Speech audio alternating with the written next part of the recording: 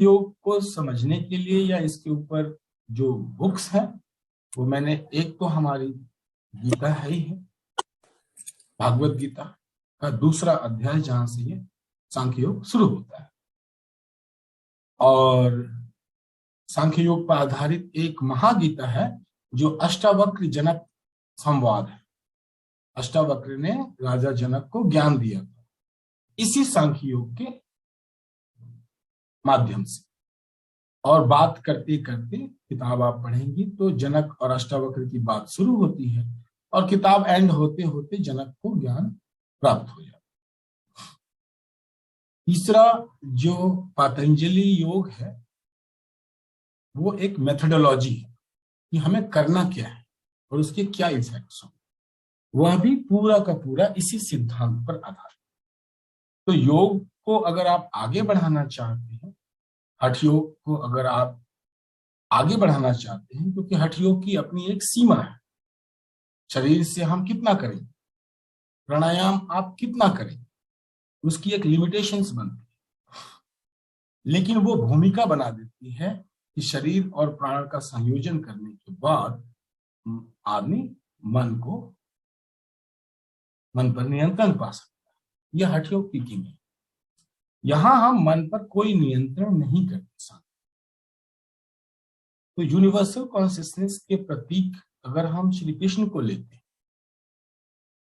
और individual mind Arjun, तो एक इंडिविजुअल माइंड जो फुल्ली डिस्टर्ब्ड है,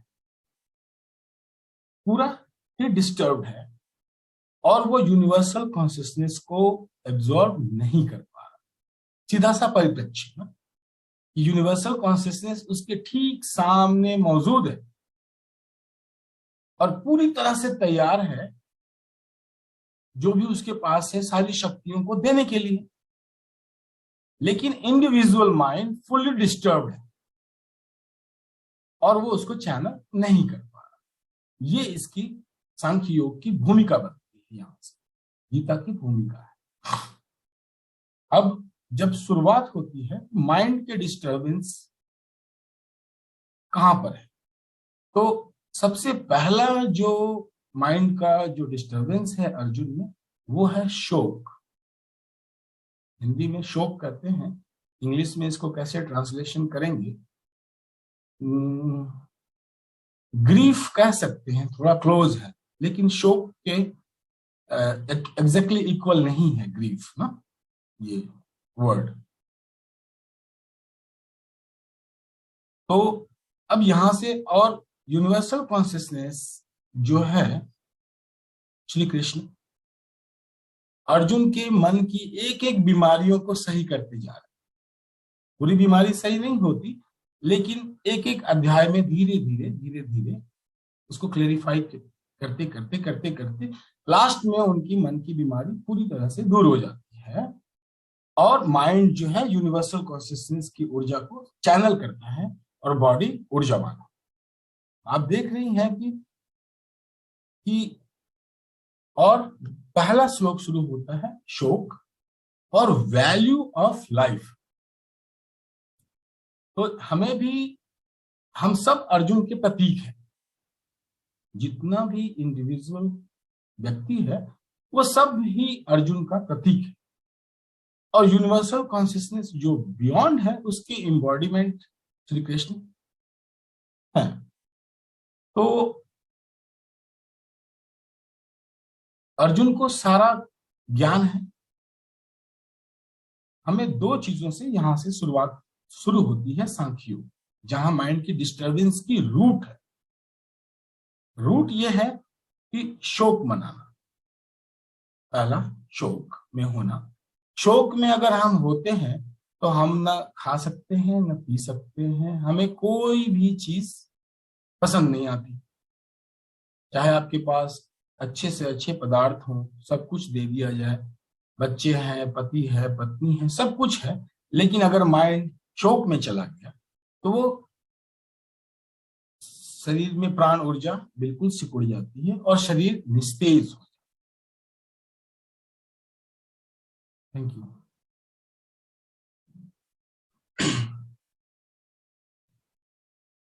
तो शरीर निस्तेज हो जाता। तो और जीवन के जिन मूल्यों पर आधारित होकर अर्जुन ने पूरा जीवन जिया, उनको जीवन के वैल्यूज को ही वो जीते रहे जीवन भर और उसी को प्रधानता दी। तो अर्जुन का पूरा जीवन सैद्धांतिक है, अपने जीवन के मूल्यों को नहीं छोड़ना, अपने सिद्धांतों को नहीं छोड़ना, और चाहे राज चला जाए, चाहे सारे नियमों का पालन करना, सारे दुख और कष्ट झेलना।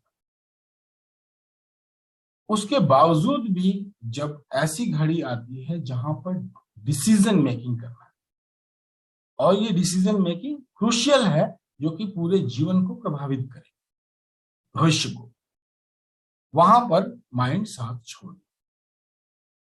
ऐसा सिचुएशन हमारे पास भी आती है। जैसे ही ये सिचुएशन हमारे पास आती है, भगवत गीता की भूमिका शुरू होती है। वो कॉन्टेक्स्ट क्रिएट हो जाता है ताकि हमें भगवत गीता समझ में आने लगे। तो ये कॉन्टेक्स्ट जब तक नहीं आता, हमारे लिए गीता का कोई मतलब नहीं बैठता। तो हम यहाँ श्लोक के पाठ नहीं करेंगे, क्योंकि वो आपके लिए है, आपके और यूनिवर्सल कॉन्शियसनेस के बीच की कड़ी है। हम गीता का रोज ही पाठ करते हैं, रोज, क्योंकि इन सूत्रों को माइंड लग से एनालिसिस करके कुछ समझ में नहीं आता। चाहे आप कितने भी इंटेलिजेंट हो और आप संस्कृत के विद्वान हो, चाहे इंग्लिश के विद्वान हो, कितने भी बड़े विद्वान हो, गीता आपकी समझ में नहीं आए।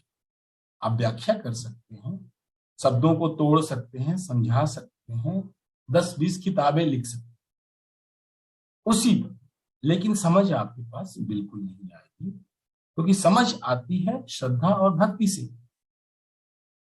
इसलिए हमारी परंपरा में, हिंदू परंपरा में, हम कहते हैं कि सूत्रों के साथ सिरफोड़ी न करो, उन्हें समझने का प्रयास नहीं किया जाता।